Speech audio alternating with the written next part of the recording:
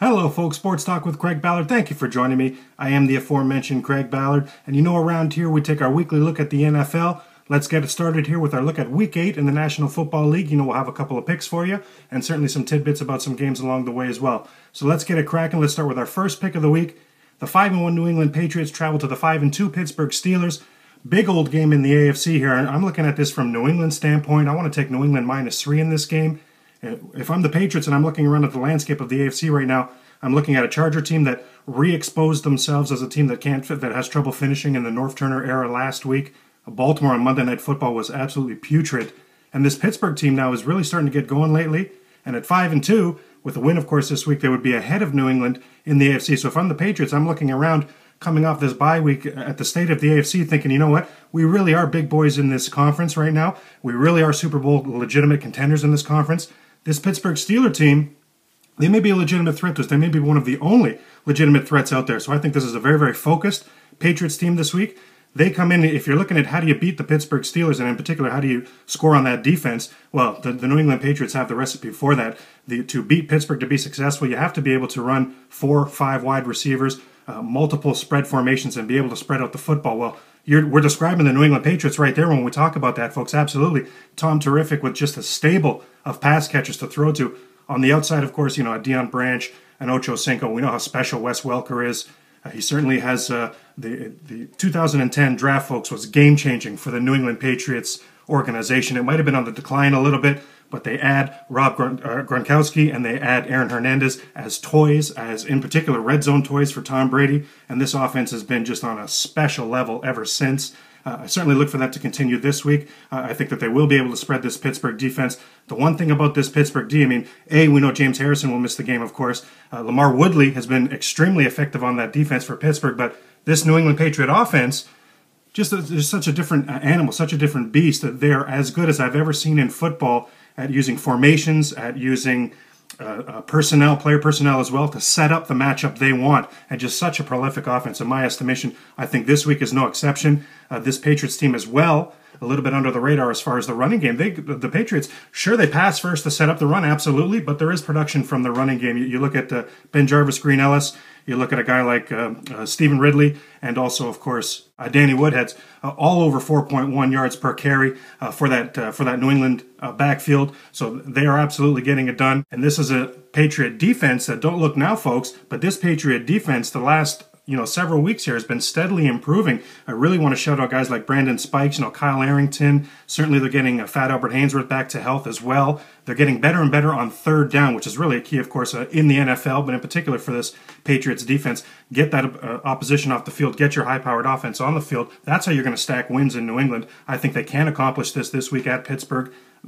Under the Bill Belichick era in New England, 9-2. Coming off a bye, folks. So I think a lot of things stack up in New England's favor here. If you look at the Pittsburgh side of the ball here, I'm not at all impressed. I'm not at all happy with the Pittsburgh running game right now. Rashard Mendenhall has really struggled. He's started 6 games this year, folks. He's only been over 4 yards per carry on the average once, and he's only been over 100 yards once. He's really struggled in 2011. Defenses being able to pick up on him easily. The passing game for Pittsburgh, we would absolutely have to acknowledge, and perhaps a lean, I know a lot of you out there, and I would agree, a lean to the over in this game. It's at about 52.5. I can't disagree with you there. The passing game could definitely be on point. This is a Patriots secondary that's improving, yes, but this is also a Pittsburgh passing game that's really been on fire lately. Big Ben Roethlisberger with a new BFF now with Mike Wallace, with the old 60 Minutes, as they call him, Mike Wallace. Mike Wallace has become significantly more than a one-trick pony. In the beginning of his career, of course, he was the deep threat, and a legitimate deep threat, but that was really all he brought to the table. Not so anymore. This guy's an absolute legitimate NFL wide receiver, a real stud in the making threat. Heath Miller will have to have a huge game in this one as well if Pittsburgh's going to be able to stay with New England. That's going to be our first pick here, especially when I look at the 2 games that Pittsburgh have played this year against winning teams. One was Baltimore, one was Houston. The Steelers were completely outclassed in both of those games. 9-2, Belichick coming off the bye. I'm really looking for the Patriots in this game. I only have to lay 3 points. I love it, absolutely. There's our first pick, New England -3. Let's take a look at our second game now. It's the Washington Redskins traveling to Toronto to take on Toronto's own Buffalo Bills. The line right now, Bills -5.5, and that line is steadily dropping, folks, absolutely. I'm going to jump on it as quick as I can because I like Washington to cover in this game. I like Washington in this game, and granted, there are a ton of reasons to not like Washington in this game. There's a laundry list of injuries. How about, well, a guy that is playing John Beck, the quarterback, but he's only making his second start in like 4 years, so not overly impressed there. The starting running back, Tim Hightower, is done for the season. The best wide receiver, Santana Moss, of course, won't play. He'll be out anywhere from 3 to 6 weeks with a broken hand, so he won't be there. We know their fantastic tight end Cooley is out for the season as well. So just a lot of things going on with this Washington team. Absolutely, a lot of hit and miss, a lot of injuries going on that offensive line.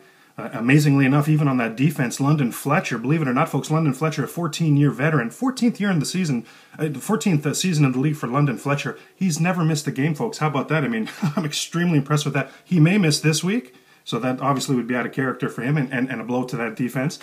So I see a lot of things not to like there. You look statistically, Washington really struggles to stop the run. Enter Fred Jackson. I mean, that's not exactly the cure for what ails you. If you struggle to stop the run, Fred Jackson is having a monster 2011. So I absolutely see the issues on Washington's side of the ball, but I'm really making this play here, this pick on the Buffalo side of the ball. This is a laundry list here as well, folks. Sean Merriman, his 2011 is finished. You look at their number 2 wide receiver, Donald Jones. He will miss this game. He is out. Defensive tackle Kyle Williams is out in this game. This will be another change on the offensive line, very likely a new left tackle coming in or a shuffle in that offensive line that is banged up right now. And when I look at that, that is just bad news bears to me, folks, because this is a Washington defense that really gets after the quarterback. They are sack machines. Adam Carricker is having a fantastic year. We know how good Brian Arakpo is. We know that the rookie Ryan Kerrigan has a tremendous promise, tremendous potential. I particularly am a fan of LaRon Landry in that secondary. So I just see a lot of things that I like here on this Washington side. The Bills, I mean, you can look through the roster, you can look through the quotes and the interviews that have been going on about the games that happened in Toronto, and they're actually pretty open about it, folks. It is significantly different than a home game for the Buffalo Bills. And they'll tell you, there are as many visiting jerseys out in the stands as there are home jerseys, absolutely. So it's not the rich stadium feel or anything close to that. The Bills, in fact, in this series, have never won a regular season game in Toronto, 0-3, and have been putrid in all 3 games. So certainly no home field advantage for Toronto's own Buffalo Bills. That's going to be our second pick. We'll take Washington Washington plus. Give me the plus 5.5.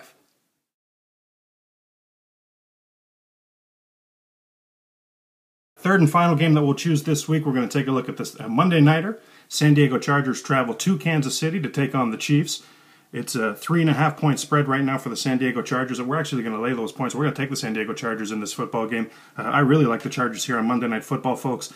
For me, this is a Charger team that we talked earlier about New England looking at the landscape of the AFC right now. Well, the Chargers could have done that as well coming into last week at 4-1, but they laid such an egg that they've really brought themselves back to the middle of the pack. And when you look at that AFC West, a loss this week would significantly create a logjam in that AFC West, a division that, believe it or not, the Chargers were once in complete control of. And I say believe it or not because we know in the Norv Turner era, this is an organization that traditionally struggles to get off to a good start. They were off to the good start, weren't playing sensational football, I think we would agree there, but getting the wins. And that's, if you're a Charger fan, you're concerned with W's and L's, because in the Norv Turner era, you already know how these seasons have started. Started out 4-1, they give away that game last week in New York against the Jets. They absolutely had control of that game, up 11 points at the half. Really struggled and to close and really played poorly down the stretch, of course, to completely give that game away. Put themselves back down to 4-2. Now here come the Chiefs. The Kansas City Chiefs at 3-3. Lost the first 3 games of the season, have won the next 3. So part of my play right now is just historically speaking that the last team that lost their first 3 games of the season and then won the next 4 were the 2000 Pittsburgh Steelers. So I'm basically playing some odds there as well, why I like this pick. But really, I think that this is an opportunity for this San Diego offense to get back on track. It's going to be a second straight week of return now for Antonio Gates. That's huge for this offense. We know that Phillip Rivers has really struggled this season. I think not having Gates at 100% and consistent has really led to that or really contributed to that.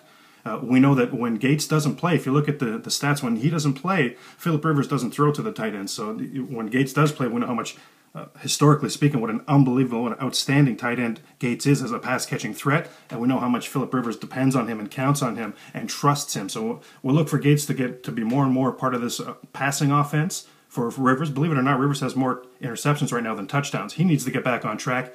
Gates has to become the BFF, the healthy BFF that we know he can be. And out of that backfield, Ryan Matthews, and certainly need more and more touches for Ryan Matthews. He's a guy who's having a coming out party in 2011, His rookie season last year was cut way short by injury. He's got a lot of tools and a lot of skills, and the Chargers, I think, looking to feed him more and more, and I think that's a great idea. Now, he really struggled last week against the New York Jets, but folks, that was against at the New York Jets, so that was a tough road opponent, of course, a tough defense to play in New York, the Jets. This is going to be significantly different. Still going to be a road game, but this Chiefs defense is significantly different animal than what they faced last week, so I'll look for Ryan Matthews to have a big game here as well. Kansas City on the ground, they are yielding a lot, or beg your pardon, through the air are yielding a lot of passing touchdowns. So I think, again, an opportunity for Rivers to get back on track this week. And when you look at this San Diego offense on third down, it's one of the absolute best in the NFL. They're extremely proficient on third down. The NFL is all about, can you convert on third downs? And this Charger team is outstanding at converting on third downs. On the other side of the ball, this Chiefs defense really struggles getting teams off the field on third down. So I could see the Chargers sustaining drives all night long against this Kansas City offense, so they're San Diego's points against Kansas City's points, and I just can't see Kansas City with an opportunity to put up a lot of points in this football game. Matt Castle, their quarterback there, since the beginning, like January 1st of 2011, when Charlie Weiss, the offensive coordinator, announced that he would be leaving as the offensive coordinator, I mean, things have just gotten completely deteriorated for Matt Castle, significantly downhill. It's been really a nightmare. Of all the games that have happened since then, he hasn't even been close to a 300-yard game. If you look at his stats in 2011, 8 touchdown passes versus 7 interceptions. Well, that comes against some of the poorest secondaries in the NFL. And in fact, against the Colts, he had 4 touchdowns and no interceptions. So take that out against the rest of the league. And I mean, it's Detroit, Buffalo, Minnesota. It's other very, very weak secondaries that he's played in. He hasn't been able to move the football at all. I'm not going to overly trust the running game with Jackie Battle right now.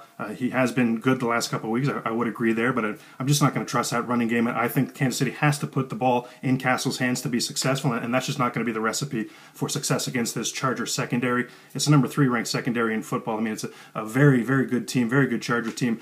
We only have to give the 3.5. Normally on the road, that's a tough thing to do, absolutely, but I really like the Chargers to rebound. Very, very significant game for them to rebound from that performance from last week, that second half performance from last week, and get the win. We'll take the Chargers minus 3.5. Let's take a look at some other games that are interesting here. Detroit at Denver. Suddenly this is a Lions team that's lost 2 straight football games after a monster start. And suddenly this is a Denver Bronco team with a new leader in Tim Tebow and a new number 1 wide receiver emerging anyway, they hope, in Demaryius Thomas. And very, very interesting there. If you remember the 2010 draft, they drafted Thomas to replace Brandon Marshall.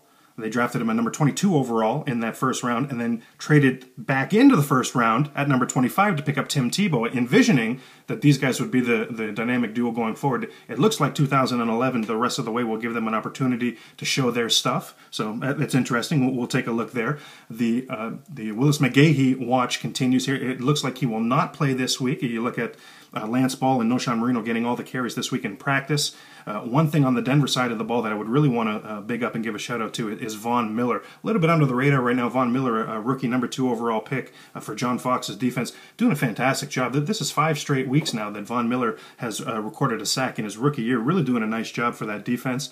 I definitely want to shout him out there. On the other side of the ball for Detroit, we know Javid Best is out. The good news for Lions fans, he says he is feeling, concussion-free as far as the symptoms. Symptom-free. But they definitely will not play him this week. You're going to look at Keelan Williams and Maurice Morris again getting the carries for Detroit, and we're, of course, very underwhelmed with that there. Matt Stafford, good news for Lions fans, will be in. We know he was banged up in last week's game. He will play this week.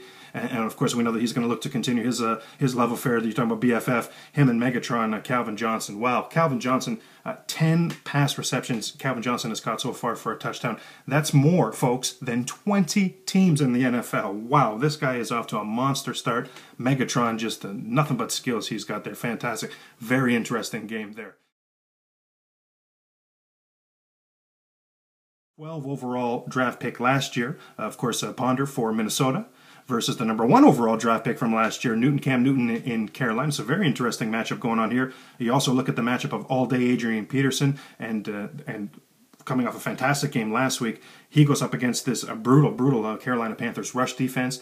Certainly head coach Ron Rivera has a history of turning defenses around very quickly, but I don't know if he can turn it around that quickly. We would say that the 300-plus yard games that Adrian Peterson has had this year have all been at home. Of course, they play in the climate control on the turf there, so maybe there's something to be said there. We'll see what kind of game he has this week. This was the Week 8 look NFL picks and tidbits on Sports Talk with Craig Ballard, with your boy right here, Craig Ballard.